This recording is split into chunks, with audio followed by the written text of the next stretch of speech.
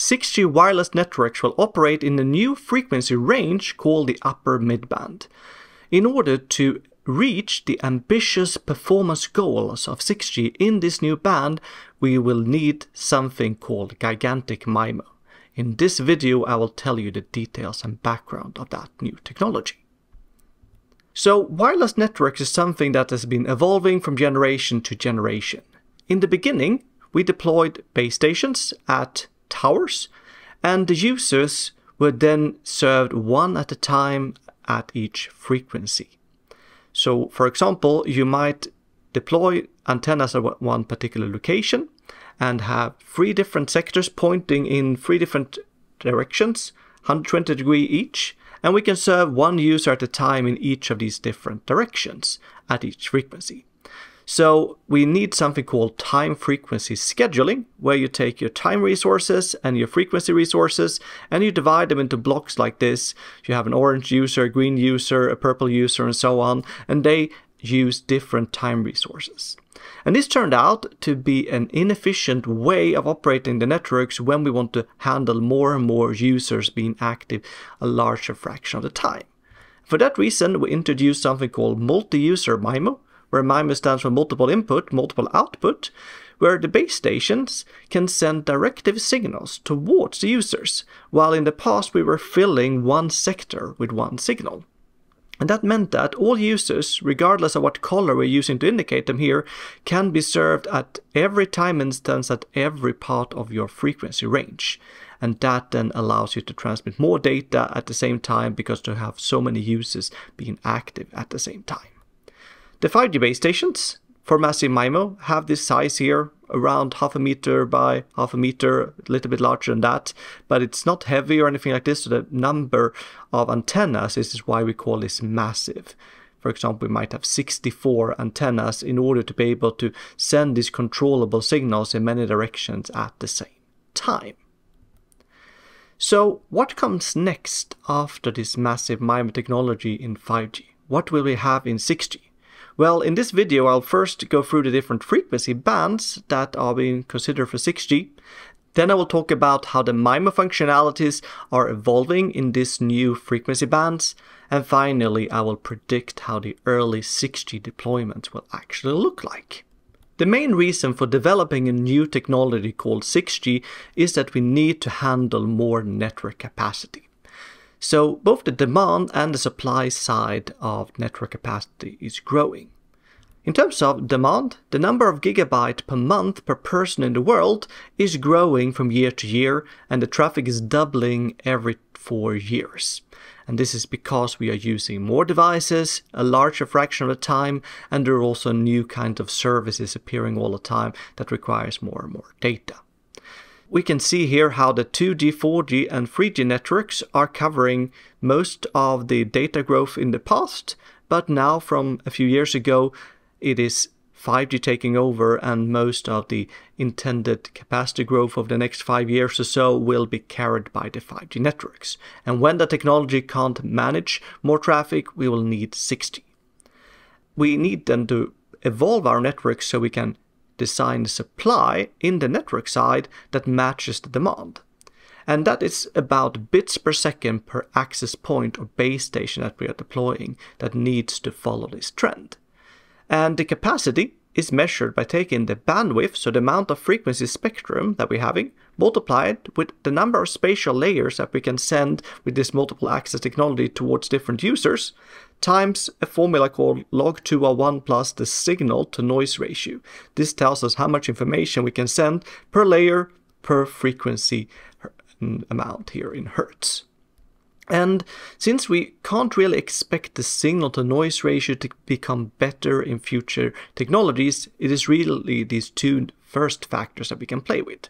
So 6G might use more bandwidth, and 6G might use more layers, which would mean bigger MIMO. So let us have a look at each of these factors one after the other, starting with the spectrum. In the 5G developments, millimeter waves was something that becomes an important topic, because the traditional networks in 2G, 3G and 4G were down at frequencies like this, but when you go up in frequency along this axis here, we typically get access to more spectrum. So as a rule of thumb, the bandwidth that we have available is roughly proportional to the carrier frequency. So if we are going up with a 10 times higher carrier frequency, we can find 10 times more spectrum around that frequency to utilize.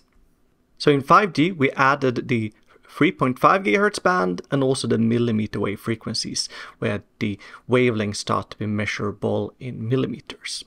There are a number of different names for this. We can call the traditional band the low band, the 5G band here around 3.5, the mid band, and then the millimeter wave band, the high band. There is also the naming frequency range, or FR1, and FR2 for the millimeter wave ranges. But due to this general trend of going up in frequency in order to uncover more spectrum, there have been this prediction that 6G will be going up even further in frequency to sub-terahertz and terahertz frequency, starting maybe from 75 GHz and going all the way up to 300 GHz. The problem is that when the 5G technology was developed and tried out, it turned out that the millimeter wave band was not particularly good for wide area coverage. So in South Korea, 3 competing operators started deploying 5G millimeter wave networks, and they promised to deploy a large number of base stations. Then they figured out that the performance were not at all what that they hoped for, because the coverage was so bad in these frequencies. So for that reason, they decided not to deploy as much as they promised, and therefore the agency that have given them the licenses for the spectrum took the licenses back, and now they had to close down all of the millimeter wave networks. This tells us that trying to deploy 5G or 6G networks in the millimeter wave ranges is not making commercial sense.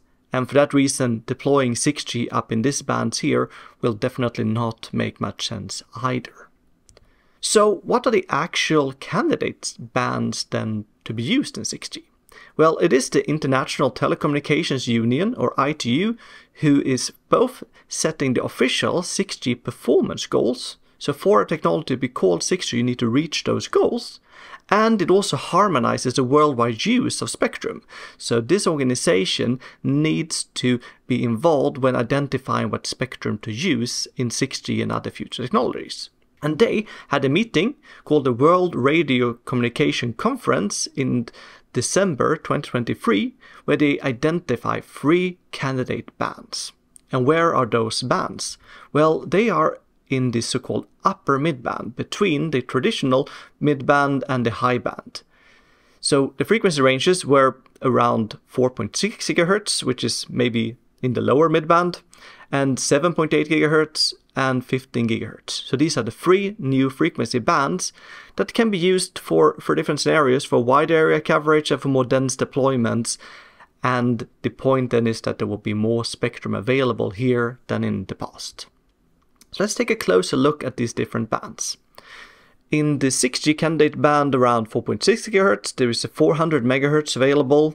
In the 7.1 to 8.4, there might be between 650 and 1275 MHz, depending on what region of the world that we are considering, because different regions of the world have harmonized the spectrum in different ways.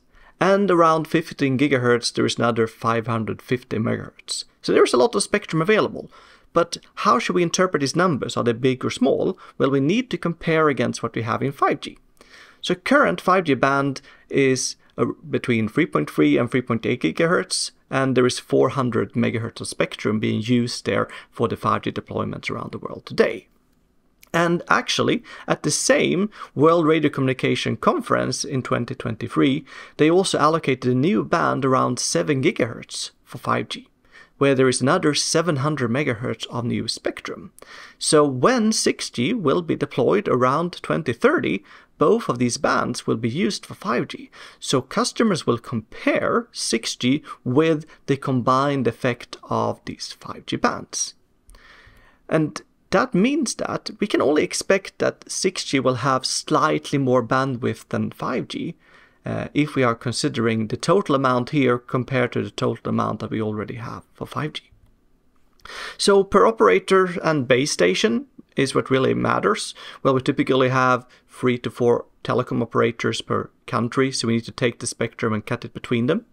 Then in 4G networks, we typically have 20 MHz of spectrum. In 5G, we have roughly 100 MHz of spectrum per operator, so that's a 5 times increase. And depending on what we are choosing here in the future, we might go up to 200 to 400 MHz of 6G spectrum at a typical base station, which will be a 2 to 4 times increase in spectrum, but it's not that much compared to the past. So it's not 5 times at all, and if we are down at 2 times more spectrum, well then it will not really be a distinguishable factor that people say, oh, 6G have that much more spectrum, that's why it's much faster. However, can bigger MIMO be the distinguishing 6G factor instead? To understand the need for MIMO or multiple antennas, we will take a step back and look at the path loss between transmitter and a receiver and how it depends on the carrier frequency. There is a classical freeze formula for wireless propagation in line of sight between the transmitter and the receiver with a distance d between them. The received power, when you have isotropic antennas, is the transmitted power times lambda square, and lambda is the wavelength, divided by 4 pi d square. From looking at this formula, we see that lambda is in the numerator, so when we go up in frequency, then the wavelength shrinks, and therefore higher frequency means less received power, which is definitely problematic. But this is not the entire story. More generally, if we assume that the transmitter have an array of antennas with a particular area, AT, and the receiver have an array of antennas with area AR, then this freeze formula takes a very different form. So in the numerator, we have the product of the areas of the antenna arrays at the transmitter and the receiver. We have the distance d squared in the denominator, and now we have the wavelength squared in the denominator as well. This shows us that the higher frequency actually leads to more received power when we are considering fixed areas of the transmitter and the receiver. So where does this real contradiction between the two results come from? Well, in the first case, we assumed a single antenna at the transmitter and at the receiver with a particular area. And that area for isotropic antennas is given, and it must be proportional to the wavelength squared. However, in this case, we have areas of the antenna arrays that are fixed, and we need to, of course, fill these areas with antennas of typically this type of size, which means that we need more antennas at both the transmitter and at the receiver to fill the same space. However, it doesn't necessarily mean that we need to have bigger arrays. Say that we are filling a given antenna array aperture. So there are certain physical dimensions, horizontally and vertically, where we are putting in the antennas. Then, since the size of one antenna shrinks with the wavelength squared, then if we are going up in frequency with the factor n, we can squeeze in n squared times more antennas in the same area. So n times more horizontally, n times more vertically, and that is why we can fit many smaller antennas in the same area. And this then improves the free space path loss, so we get more signals in line of sight scenarios over the link.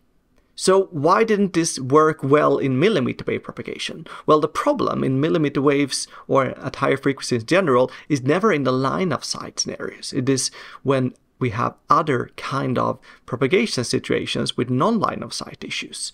So the losses when the signal needs to go through a material becomes larger when we go up in frequency. We also have less scattering and diffraction and these type of effects, and those effects becomes very problematic at millimeter wave frequencies.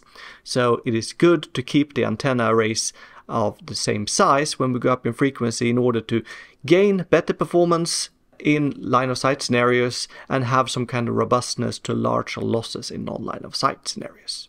So suppose we want to maintain the same free space path loss when we go up in frequency. So we start at 3.5 GHz band as we have in 5G today, and we go up to either 7.8 or 15, which were two of the most attractive 6G frequency bands in the so-called upper midband.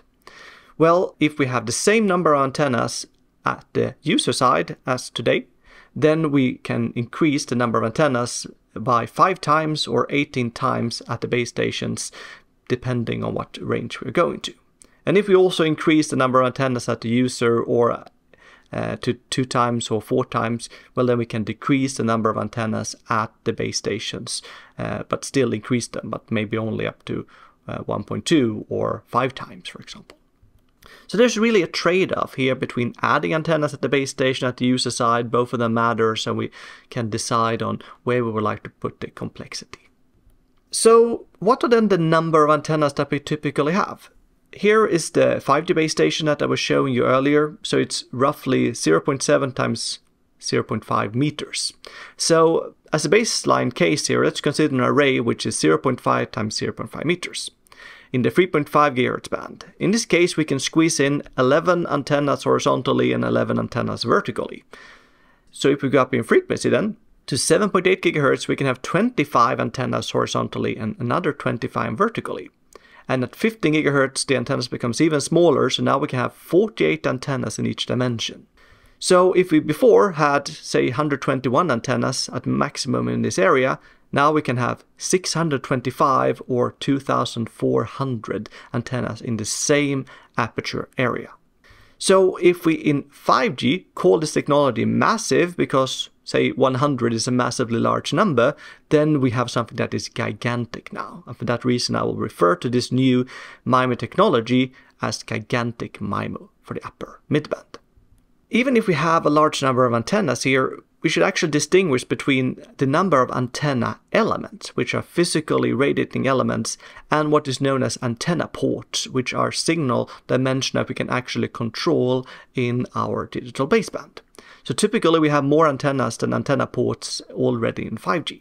For example, many 5G base stations takes 3 elements next to each other vertically and connect them to the same transceiver chain, also known as an antenna port, and sends and receives the same signals for all of them. So then that effectively reduced the number of antennas by a factor 3, even if we have all of the elements in order to get that kind of gain that we need to get the good path loss. Moreover, we have dual polarized elements in real system as well, so then we should double the number of elements here that we can squeeze in, because every element can see both a horizontally and vertically polarized signal. Let us now take a closer look at what kind of performance we can theoretically deliver to a user in 6G with this upper midband and gigantic MIMO. So the bitrate formula in bits per second is dependent on something called the degrees of freedom, which is the basic building blocks of a communication signal. One such block is spanning 1 Hz of spectrum and 1 antenna port. And the bit rate is then the number of bits that we can squeeze into each of these degrees of freedom times the number of degrees of freedom that we can send over our channel per second. Typically, we have a number of degrees of freedom generated by the spectrum because we have a lot of hertz. And we also have the spatial degrees of freedom created by sending beams in different directions. So one possible situation in 6G would be that we operate at 7.8 GHz, we use all of the 1.2 GHz of spectrum that we have available there. We are sending with the highest modulation format that we could imagine a system like this. That would be 4096 QAM, which delivers 12 bits per degree of freedom. And suppose we have 16 spatial degrees of freedom, that is 4 times what we might have today in the 5G system, where we typically have 4 antennas per device. And we have then 1.2 times 10 to the power 9 bandwidth degrees of freedom due to the spectrum. If you do the math here, 12 times 16 times 1.2 and have all of the different exponents here, we get 230 gigabits per second. And that should be compared to ITU's 6G performance vision of 200 gigabits per second, which is definitely within reach, and is because of both increase in the number of bandwidth dimensions and the spatial dimensions here. So that was the theoretical peak rate in 6G. But what really matters is a typical rate that the user can hope to get in 6G. So I will show you some simulation results regarding that in an urban microcell scenario with line of sight to the base stations. It's a 1 times 1 kilometer area with 10 randomly user locations, and we are simulating with real propagation environment using the Quadriga model. And there are some technical details regarding what kind of pre-coding we are considering. We have fixed antenna array areas at the base station, this 0.5 times 0.5 meters and 4 by 4 centimeters at the user device. We have 100 megahertz of spectrum in 5G and 460. And here I'm showing you the CDF, or cumulative distribution function, of the data rate in gigabits per second. So this means that users at different random locations will have this range of different data rates. The black curve is 3.5 GHz, the blue curve is 7.8 GHz, and the red curve is 15 GHz. So what we can see is that all over the curves here, we have better performance because the curves are towards the right. So we have a great improvement, and ITU have a 6G vision of 0.5 gigabits per second, which is definitely within reach. It's somewhere down here, and while we cannot really guarantee it with 5G, we can definitely do it with these new bands. Since the simulated 6G networks has 4 times more spectrum than the simulated 5G networks, it is natural that we will get 4 times more data. However, in that case, we will take the black curve and just multiply all the numbers by a factor 4 and get the same shape but up here. But that is not what we are seeing. We have curves with a different shape. And why is that? Well, this is thanks to MIMO. The number of data streams that we can send to the user is upper bounded by how many antenna elements that we are having at this user. When we go up in frequency, we also put in more antennas to fill this area. And here you can see how many data streams that turns out to be optimal to transmit to the users, once again with the cumulative distribution function. So at the 3.5 GHz band we go from 2 up to 8, and in the other bands we go up to much larger number here. It is thanks to the situations when we can get more data streams to the same user that we get a shift of the curves towards the right here, and many users get way much more performance than only 4 times thanks to the spectrum. So degrees of freedom, of course, depends on the user location, what propagation environment you are in here, but it definitely scales with the antenna numbers. So we can expect that MIMO is not only used to give you a good path loss in this new 6G band, but also to send more data streams or layers to the same user device. In the research that's leading up towards 6G, there has been a lot of talk about something known as the near field. And now we'll have a closer look at whether this is something we need to care about in actual 6G networks in the upper midband or not. The main thing is that when we are sending a signal from an antenna array, the signal spreads out as a spherical wave with this shape here in the direction of propagation. However, when we watch the signal very far away from transmitter, so we go from a few wavelengths away to thousands of wavelengths away, it might look like the wavefront is almost planar because the radius is thousands of wavelengths here. Very close to the transmitter we have something called the reactive near field.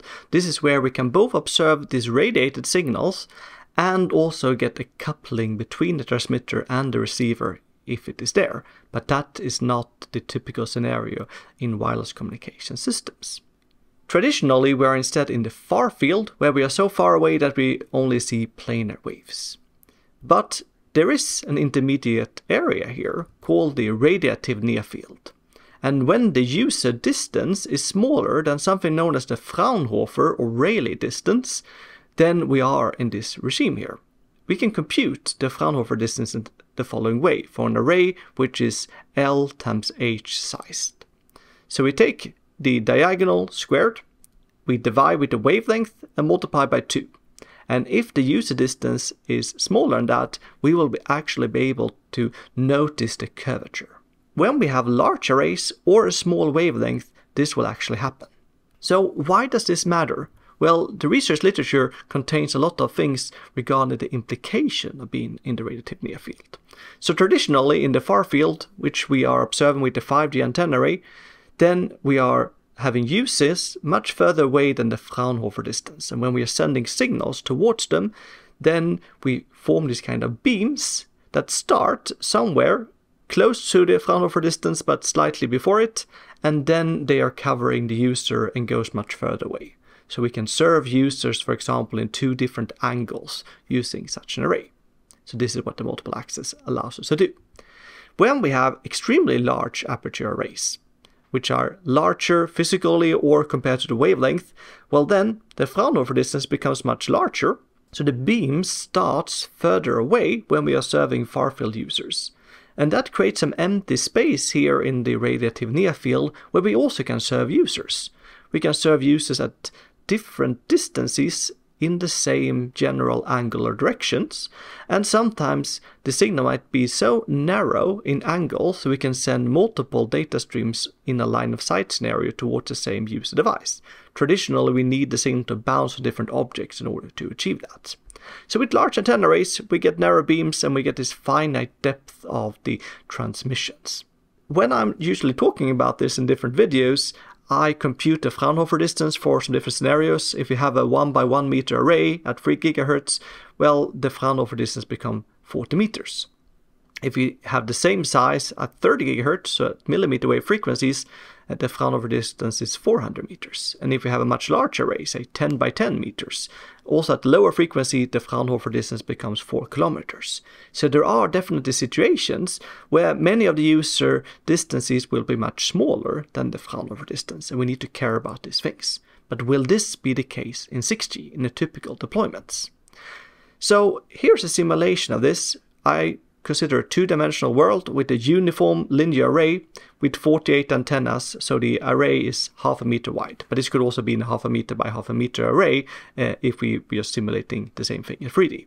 In this case, the Fraunhofer distance is 23 meters, and a typical user is at least 30 meters away, so if we focus a signal at that user, then the yellow color here is showing where the signal beam is going, and the other colors are showing where the signal will be much weaker.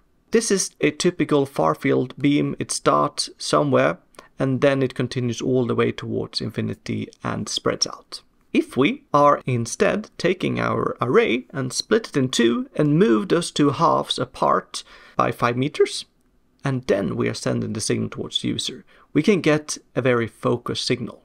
So what I am considering here is either to have one array that sends a traditional far-field beam towards the user, or 2 arrays that each of them still have the user in the far field, but when they are operating together, these 2 subarrays send beams that create this kind of focused area towards the user. So if we want this feature, and we still want to stay within the realm of deploying base stations on rooftops like this, well then we should use this subarray approach. This can then help us to send signals to more users in an effective manner because we can distinguish between them both in angle and in depth or distance. 6G will not only be used for communications, but also for precise localization and sensing. So localization is when a user device sends a signal and we use it to estimate its 3D location. And radar sensing is when the system is sending a signal towards a passive target and looks at the signal that bounces back and estimates locations or movement and things like that. When we are observing signals coming from the far field, we can only estimate the angle from where it comes from.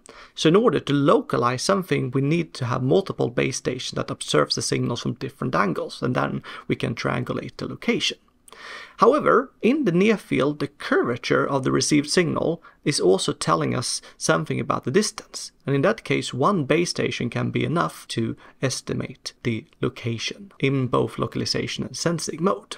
So what do we really get in 6G in terms of this? Let's consider once again that we deploy a base station in a typical way here, half a meter by half a meter. In the 15 GHz band, we can fit 48 antennas horizontally. And we have 3 users that are very close to each other, and they're sending signal. We run something called the music algorithm, where the peak of the music power spectrum is telling us where the user is. In this case, we can only see one peak, and it actually is going all the way in one particular direction here. And this is because we have 3 users and they get mixed up because we can only see an angle and not also distances. So we can't localize any of these users here at the same time in this case here. However, if we once again take our array and split into pieces and move them apart, in this case into 4 different parts, 5 meters from each other, 12 antennas each, then the power spectrum looks in a very nice way, where we only have large numbers at 3 locations,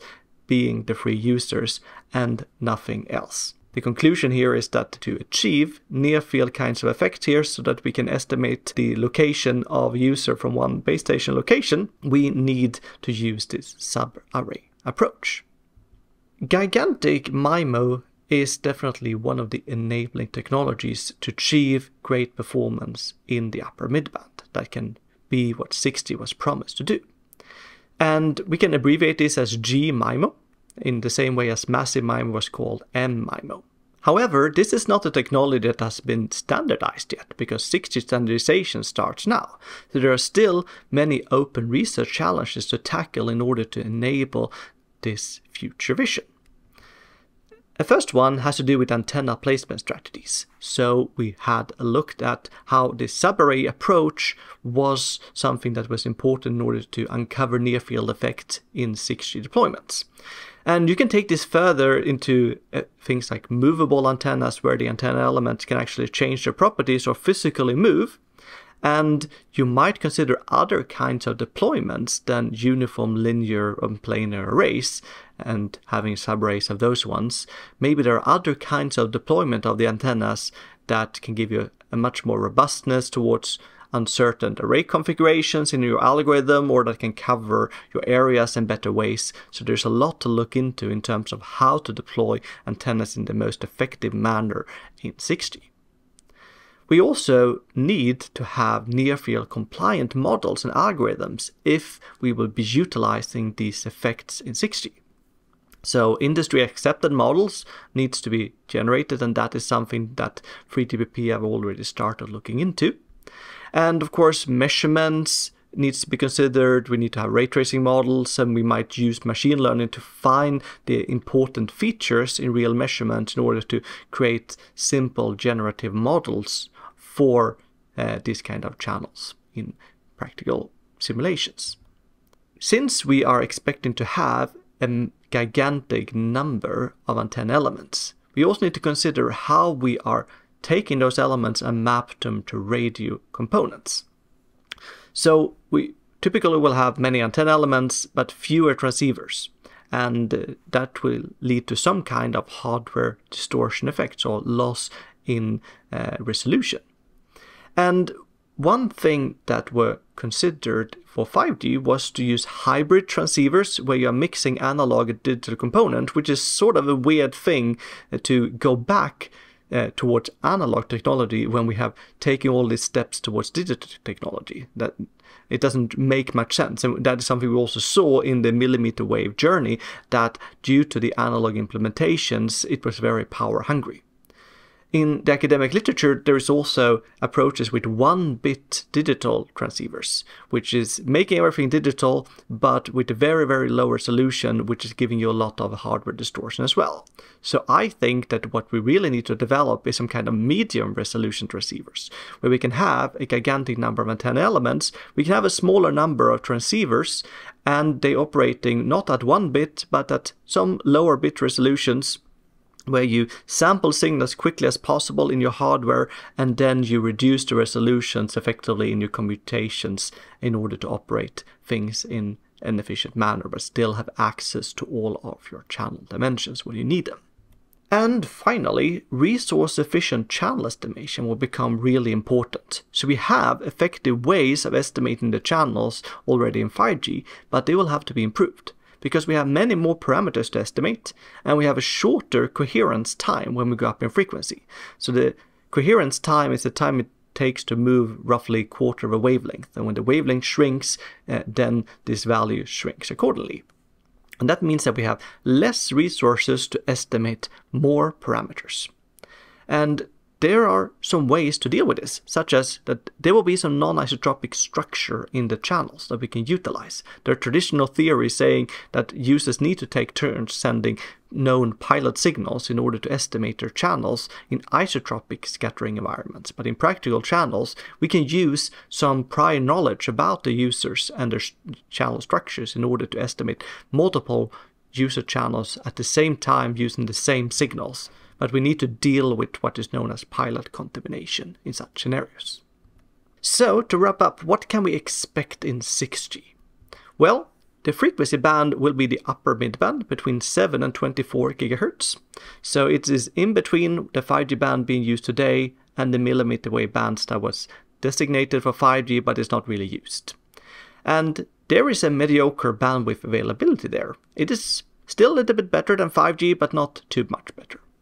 And we can, however, fit many more antenna elements into the same form factor, which can really be a distinguishing factor.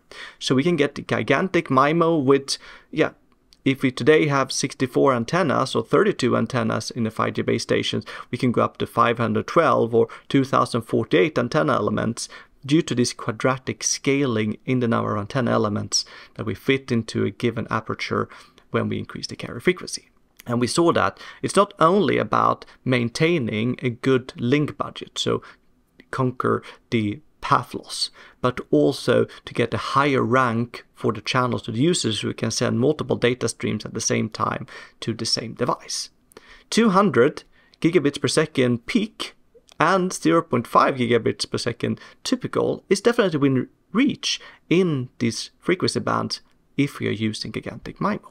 And near field effects is something that we don't necessarily will get unless we are using this approach of going from one antenna array at one location to multiple subarrays. However, I think this kind of distributed subarray deployment is realistic for telecom operators because they are already used to deploying multiple base stations on the same rooftop to cover different sectors.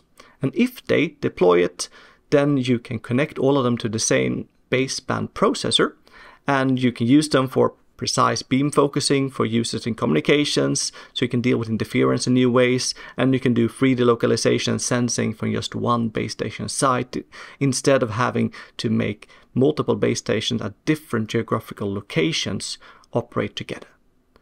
If you want to learn more about this, you can find much more details in our recent paper enabling 6G performance in the upper midband through gigantic MIMO, which you can find open on archive. So click on the link in the description in order to find it. And thank you very much for listening.